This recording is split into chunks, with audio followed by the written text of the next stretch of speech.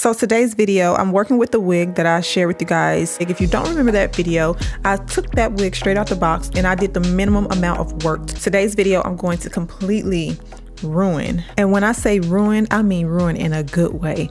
So while this looks very decent and wearable, we're not going for wearable. We're going for realistic. Hashtag what wig, hashtag it looks like scalp. If you want those type of results, then you need to ruin your wig in a good way.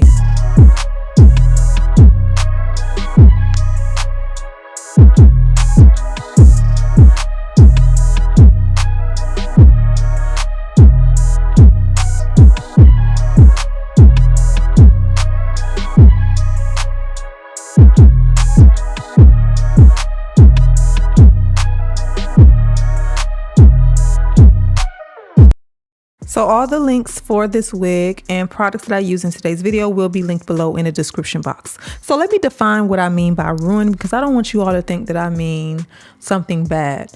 The way I see it, unless you take your wig straight out the box and do absolutely nothing to it in any shape or form way that you manipulate the hair, the cap, whether you're putting foundation powder, bleaching the knots, or tweezing the hairline, you are ruining the wig. However, this type of ruin will make your wig look good, not bad. So it's not necessarily a bad thing. Now, the first thing that you can do to make your hairline look natural is to tweeze it. This ruins the wig because it can cause a little bit more shedding than you would like. However, it gives a really natural hairline. We all know that tweezing your hairline or plucking any hair out of the wig is a sure way to cause shedding and also ruin your wig. However, it is a great thing to do because you want your wig to look very realistic. You don't want it to look bulky and thick and just like a wig. You want it to look like your natural hair. So you need to tweeze out some hairs from your wig in order to get it to look realistic. Not speeding this up here. I am going to do it in just the normal speed. And what I do is tweeze every other section.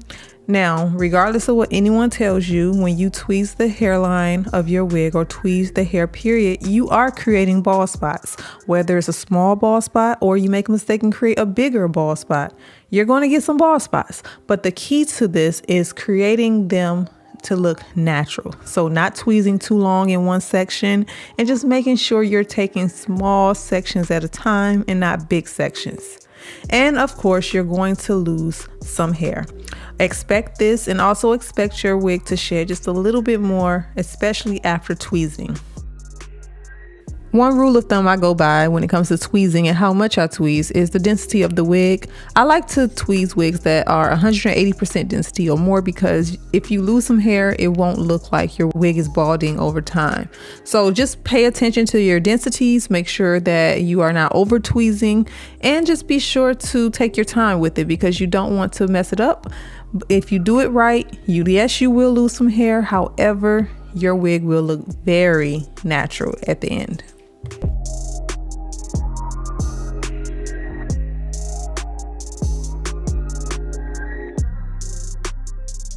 And now we all know the rule when it comes to curly hair and heat damage. Heat damage is not good. However, when it comes to your wigs, we all can afford to take a little damage there because we all know that hot combs will slay and lay your wigs to the guys, honey. So while yes, the hot comb can apply some heat damage, I've never had it damage any of my wigs, to be honest with you, unless it's just extremely hot and it burns some hair out.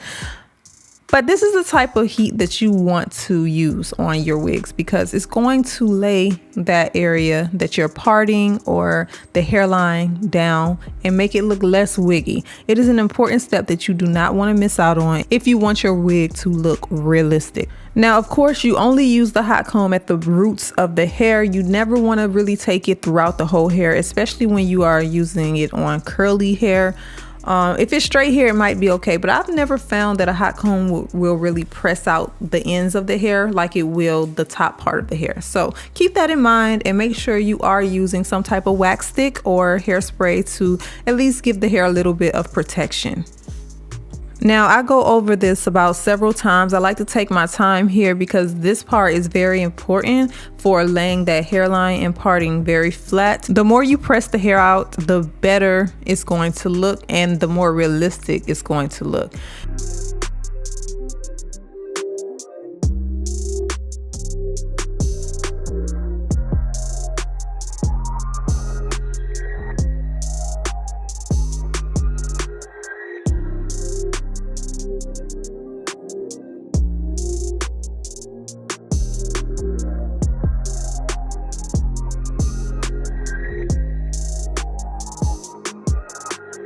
Let's be honest, adding makeup to the inside of the cap does stain the lace, so you will be left with some makeup stains. However, it's going to make your wig lace look like scalp.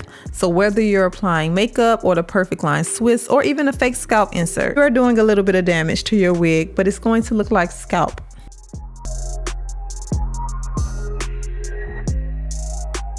Once you have done all of that, it's time to see how realistic your wig look. So once you put it on, if it melts into your skin and it looks like there's no lace, then you know you have ruined it enough.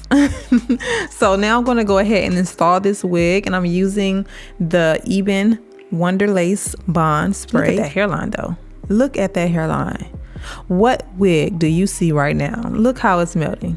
Even though I've been using the spray, I do notice that this spray does give a bit of shine around the hairline. I went out and I did notice that the sun was making my hairline glisten. So while I did the perfect wig application here, I did get that shiny hairline. So if you want to add some more foundation powder around the hairline to dull it down, you can. However, I don't like to put too much foundation powder because it can be a little bit cakey and you don't want a crusty looking hairline. So if anyone have any tips on how to dull that shine, definitely drop some tips below in that comment section. Help me out, help someone else out. It'll be very helpful, okay? All right, so I'm gonna go ahead and install this wig and then we will talk about it in a second.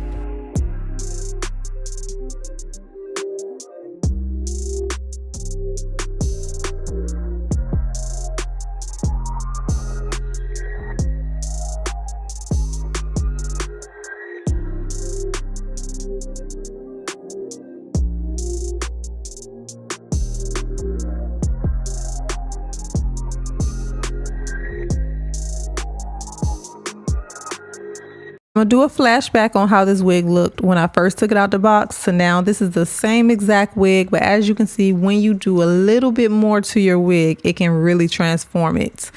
Really transform it.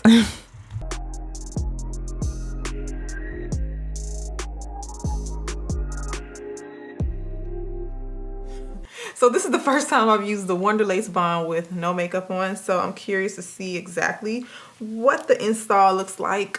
I'm about to go get my lashes done, so let me go ahead and remove this. I've had it tied down now for about 25 minutes. Oh my, oh yes. Now I do see a lot of shine, okay? I didn't see that the first time, maybe because the hairline wasn't so pre-plucked, not sure. But because of that, I'm gonna go back with a little bit, just a teeny bit of powder to dull down that shine. Some of you ask me, if you don't wear makeup, well, can I, you know, still use makeup on the lace? The answer is yes, you can. And you know what? I think I'm going to, I'm going to add a little bit of powder just around that area. You know, a while ago, people used to ask me, Marie, if I send you my wig, can you customize it for me? When your wig looked this good on the outside, on the inside, what someone who is new to wigs would consider like ruined, if that makes sense. So I'm just gonna take a bit of powder and just dab that area around. Let's try to dull down the shine. I really like how big it is right now. Like the defined curly look is nice, but I feel like if you want your hair to look natural, like if you want it to look natural, fluff it out, okay? Don't be scared to wear big hair. I'm gonna go in with the tweezers. I'm gonna go in again right here at the sideburn area, hold it and just tweeze out some hairs. And of course, if you don't like the middle parting, you can change it up to whatever parting you want. I think a side parting always looks really natural. Should I go with the side part? Let's see. Middle part. Yeah, I'm gonna go with the side part. So I'm gonna switch my parting. Some of you asked me where I get this comb from. I got this comb off Amazon. It's just a parting rat tail comb, basically. Now, I didn't put my Perfect Line Swiss product all over the cap, so therefore my middle parting is going to be more wider.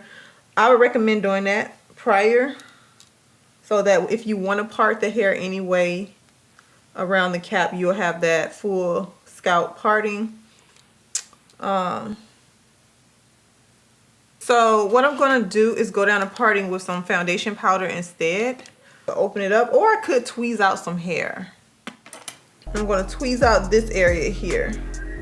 Just pull it straight up with the tweezers.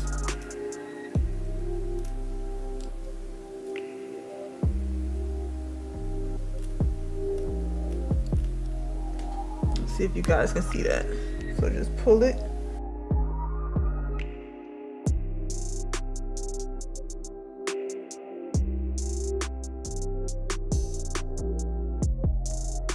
Your baby hairs will form better, like if you are creating sideburns. I'm not going to create baby hairs, but if you are creating sideburns, it's going to hold better with the hair mousse if you let the hair mousse dry just to a tacky feel, and then try to shape them out. So that's what I'm about to do. You want them as thin as possible, especially if your hairline is very natural. You want them baby hairs to be, you want the baby hairs or your sideburns to be very wispy. I'm going to make sure it stay okay.